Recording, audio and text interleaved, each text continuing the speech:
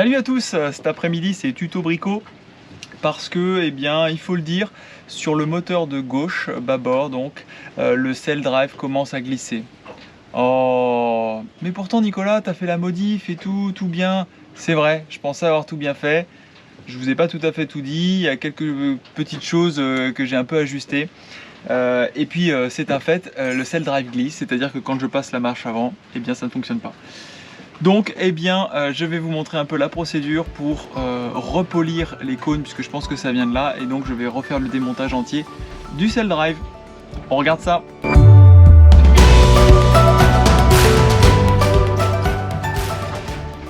Donc le cell drive, eh bien, il y a plusieurs étapes, hein, c'est pas une petite manip, il est 13h30, je pense que j'en ai pour l'après-midi et peut-être jusqu'à demain matin. Donc je vais vous montrer un peu les différentes étapes par lesquelles je vais passer et puis ensuite je laisserai dérouler parce que c'est un petit peu longuet ce qui va se produire. Allez, on va dans la cale. Voilà la cale, donc vous la remettez à partir de ici, c'est toute la partie moteur, et en bas là, tout ce morceau là, pardon, hop, tout ce morceau là, c'est vraiment le cell drive, ça traverse la coque et ça va à l'hélice qui est dessous. Donc, l'objectif du jour, 1, on va vidanger le cell drive, donc enlever l'huile, ça tombe bien, ça doit être fait tous les 250 heures ou 1 an selon le manuel constructeur. Donc 1 an, on y arrivera fin mars, donc là voilà, je suis au bout de 10 mois et on a 230 heures de fait. Donc ça va l'anticiper un petit peu, mais c'est pas très grave. De toute façon, il faut que je le vide, puisqu'après, on va enlever le sélecteur d'embrayage, celui qui décide si on fait marche avant ou marche arrière. On va enlever le capot qui ferme le cell drive. On va désaccoupler grâce à ces vis ici le cell drive, enfin la pignonnerie du moteur. Donc comme ça, il sera libre. Et une fois que tout ça sera fait, on aura accès à l'intérieur, à cette espèce de gros cylindre que vous avez vu dans les vidéos précédentes. Que je sortirai, puis dont je ferai le démontage pour accéder au bicône qui est le cœur du système et qui doit être poli de temps en temps parce que c'est probablement lui qui glisse. J'en profiterai pour revérifier au remontage le réglage du levier d'embrayage, puisqu'il y avait une modif de fait. Je vous renvoie la vidéo du refit. Donc il peut nécessiter un tout petit réaffinage, et puis probablement que l'écrou sur le haut du cylindre qui devait être changé sera changé. Voilà, allez, on attaque. Première partie, donc la vidange du cell drive. Il y a plusieurs méthodes préconisées par le manuel d'entretien. Il y en a une qui me plaît bien parce que c'est celle de la feignasse, qui consiste en fait à mettre le cell drive avec une petite pression d'air et récupérer l'huile qui sort par, par pression d'air par cet orifice là. Donc je vais vous montrer.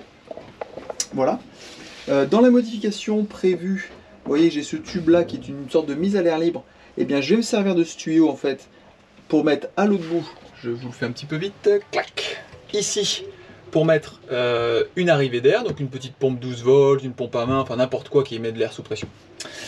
Voilà, ça va créer dans tout ce bloc là le mettre sous pression, et il est prévu que ça sorte ici par cette vis là.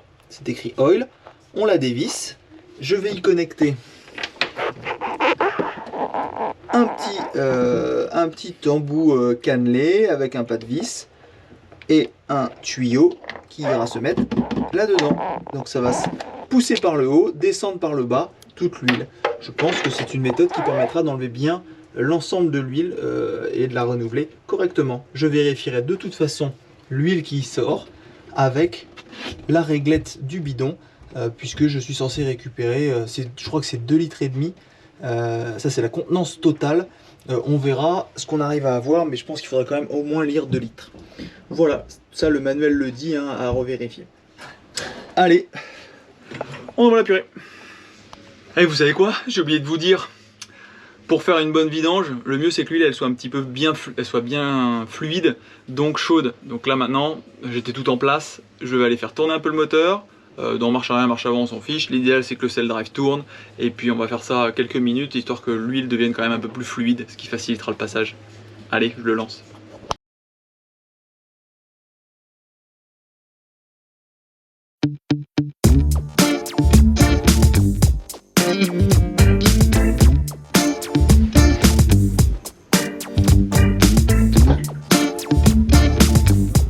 oublié le truc hyper sympa là, à faire ça, c'est comme il a fallu faire tourner le moteur est chaud.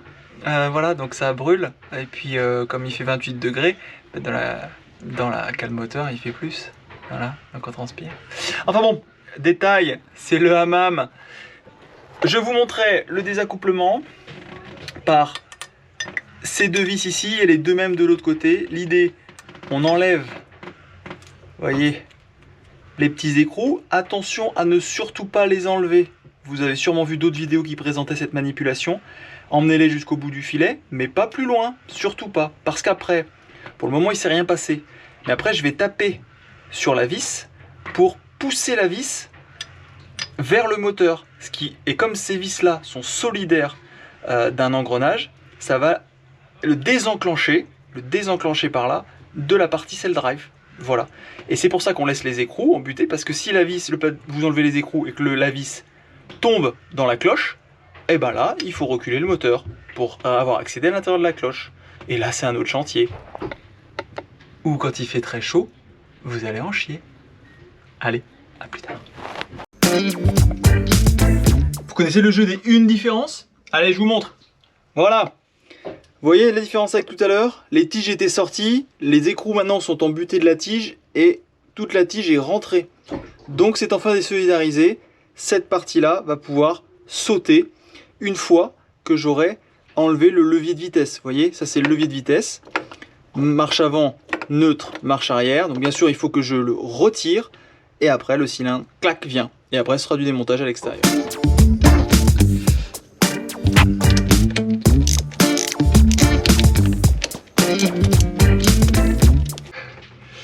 Voilà. Donc là, cet écrou-là sont sortis. C'est ce qui, vous voyez, c'est ce qui solidarise l'ensemble du levier. Qui là ne demande qu'une chose, c'est sortir tout ce bloc. On va le sortir. Voilà. Hop. Là, ça vient vraiment tout seul. Attention à ne pas faire ce que je viens de faire, c'est-à-dire à laisser partir la petite pièce. Rien de dramatique, mais faut pas perdre tout ça. Vous voyez, clac. Il y a un petit marteau.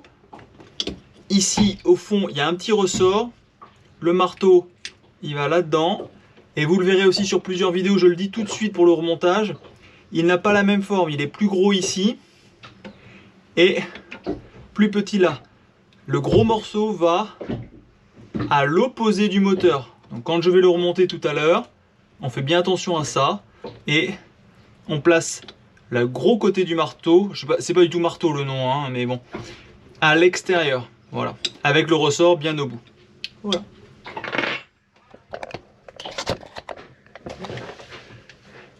C'est moi. Eh ben c'est bon.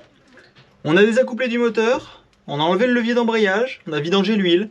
On arrive au moment où on va pouvoir sortir l'ensemble. Petite pièce fournie dans le kit d'upgrade dont vous avez les vidéos sur le blog et puis j'en ai déjà fait, c'est assez fait état. Donc c'est simple, pardon, je vous mets bien. Tac. Attendez, je vais même vous mettre mieux encore.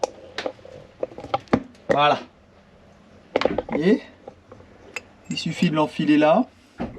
Petite astuce, si vous n'avez pas cet outil, c'est pas grave. Les vis qui ferment le capot ont le même diamètre et le même pas de vis. Donc, pas de problème, vous pouvez les utiliser comme ceci. Vous la vissez un peu, et puis après vous prenez une pince et vous la tirez, hein, c'est pareil. Ça, c'est un peu pour faire le barbeau. Hein. Voilà. Bon, est-ce que ça vient? Regardez. Vous voyez, j'ai à peine rien fait. Tac, tout vient. Donc, je vais le sortir. Essayez de ne pas en foutre partout. Voilà. Alors attendez, parce que là je suis pas Shiva, j'ai pas 12 mains, donc je filme. Attendez, je reviens, n'ayez pas peur. Voilà. On le sort et on vient le poser là-dedans. Pour pas dégueulasser la cale moteur, vous savez que je suis un chirurgien de la mécanique, je n'aime pas que ce soit sale. Voilà, le bazar. Donc, ce qui glisse, c'est ce cône là. Le bicône, parce qu'en fait il y a un cône en bas, c'est une seule et même pièce ici là, d'un seul tenant, cône en bas, cône en haut, et ici deux assises. Et en fait, suivant qu'on passe la marche avant ou la marche arrière, ça descend ou ça monte, et ce cône glisse dans les assises, avec plus ou moins de résistance. Il faut suffisamment de résistance pour embrayer, mais pas trop peu de résistance, sinon ça glisse et ça n'embraye pas la vitesse correctement. Voilà, donc on va démonter tout ça, poncer un peu les bicônes, et voilà. La préconisation veut qu'on puisse le faire 2 ou 3 fois. Moi, ce sera la deuxième. Après, c'est changement des cônes. Pour info, les tarifs, le bicône vaut 800 € pièce TTC. En tout cas, c'est ce que j'ai trouvé au Marin. Donc, avant de faire les deux, vous voyez, sur les deux cell drive, on réfléchit un petit peu. Donc là, il y a beaucoup d'huile de coude, mais c'est une manip qui se fait quand même bien. Voilà. Allez, on passe à l'atelier. Bon, bienvenue à l'atelier. Qu'on a le boîtier qui est là. Vous avez donc l'ensemble dont on parlait qui est sorti. Ce qu'il va falloir faire maintenant, c'est enlever cet écrou là. Je vais pas trop insister sur le démontage de cet ensemble là, parce qu'on trouve des vidéos sur internet qui sont très bien faites. J'ai rien à vous apporter. Les petits tips, mais vous les verrez, c'est que cet écrou là est très dur à enlever. D'accord, je crois que c'est 27 km, un truc comme ça. Attention, c'est souvent un peu plus qu'ils mettent, donc faut l'enlever. Et c'est un pas inversé, d'accord. Donc ami bourrin, gardez dans un coin de votre tête que vous pouvez bourriner, mais dans le bon sens. Voilà, j'ai réussi à le faire tout seul, hein. Je me suis quand même aidé d'une bonne clé et d'une deuxième bonne clé. Voilà, un truc avec du levier, d'accord. Et puis une clé à molette qui gaze. Tout ça coincé dans un haubans, tout seul, je m'en suis sorti. Voilà, donc vous enlevez l'écrou, tac, ça vient comme ça, et ensuite, là après, on démonte. Je vous invite à vraiment vous mettre sur un plan de travail propre pour faire ça vraiment calmement, en douceur. Vous voyez, on sort les éléments un à un et on les laisse dans l'ordre, parce qu'après, c'est la galère. Tac, tac. Le cône, le bicône, voilà la pièce. Et c'est cette partie-là qui finit par glisser et qu'on va s'occuper aujourd'hui de polir. Voilà, le bicône, 800 €. Voilà, voilà, voilà. Encore un petit anneau ici. Et puis c'est à peu près tout, le reste on s'en fiche un peu. Voilà, donc c'est ça que je vais m'occuper à polir. Et puis ensuite, remontage, on remet dedans. On remet de l'huile, on remet le levier, tout le bazar, et puis zou. Vous voyez que c'est quand même à la portée d'à peu près tous. Je n'ai aucun bagage mécanique en dehors du refit que j'ai fait. C'est juste beaucoup de tutos regarder, les éclater, et puis ça se passe bien. Voilà. Salut tout le monde, et bien on est le lendemain matin d'hier. J'ai pas pu terminer hier soir parce que j'ai eu à faire un petit ajustement là qui m'a pris pas mal de temps parce que je voulais que ce soit bien fait cette fois. Donc on réattaque ce matin le remontage complet. Donc vous allez voir, je vais vous décrire les étapes et puis après j'essaierai de filmer chacune d'elles. Donc on y va. Vous vous souvenez, on a laissé hier le cell drive dans cet état là, d'accord. Donc là mon cell drive, enfin la partie, le cœur du cell drive est remonté. Je vais le reglisser là-dedans, puis on va remettre ici le levier de sélection de la vitesse, donc avant, arrière et neutre. Puis on procédera à l'ajustement de ce levier. C'est une des procédures décrites dans l'amélioration, donc je vais la refaire pour être sûr qu'elle est bien faite. C'est pas très compliqué, mais voilà, comme ça je serai sûr que ce sera bien fait. On remettra le capot. Ici, vous vous souvenez de ces vis là qui accouplent le cell drive avec le moteur. Eh bien, on va visser jusqu'à ce que ça vienne s'enclencher les dents dans les dents de ce pignon là, dans les dents du cell drive, sans jamais forcer, éventuellement en tournant un peu le cell drive pour que vraiment ça se connecte bien. Voilà, et puis on mettra de l'huile et ce sera terminé. Voilà.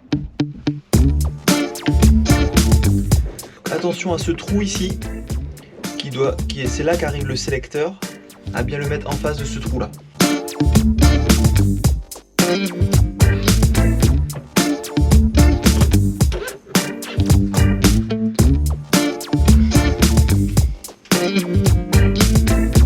On fait bien attention à mettre le marteau côté épais là-bas.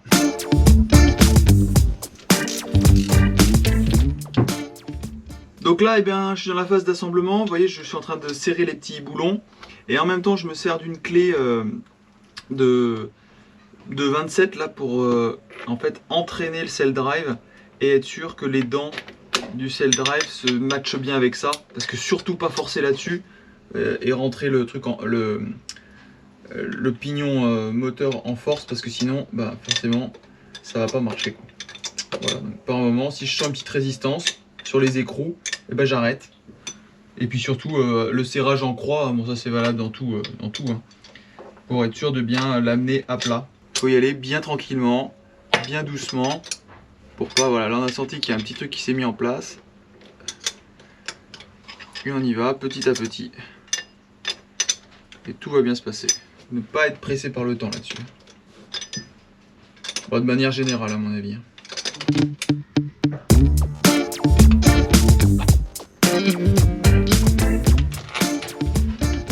Bon, on arrive à la dernière partie, donc remplissage de l'huile.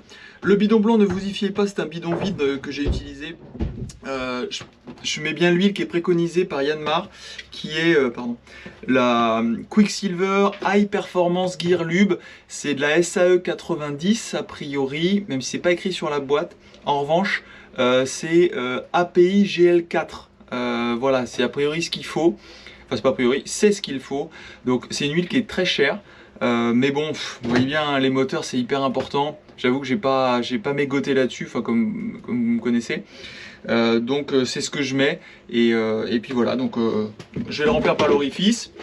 Grâce à la modif que j'avais faite, inutile de savoir si on en met trop, pas assez ou pas. Il y a cet évent ici, parce que dans le cell drive évidemment l'huile elle gonfle puis elle dégonfle. Mais ça, ce tuyau est fait pour absorber éventuellement les fluctuations de niveau, donc aucune importance si on en met trop, et ça c'est très bien. Et puis bah, pas assez, on verra une fois que ça aura tourné pour faire un complément. Et puis voilà, donc c'est parti.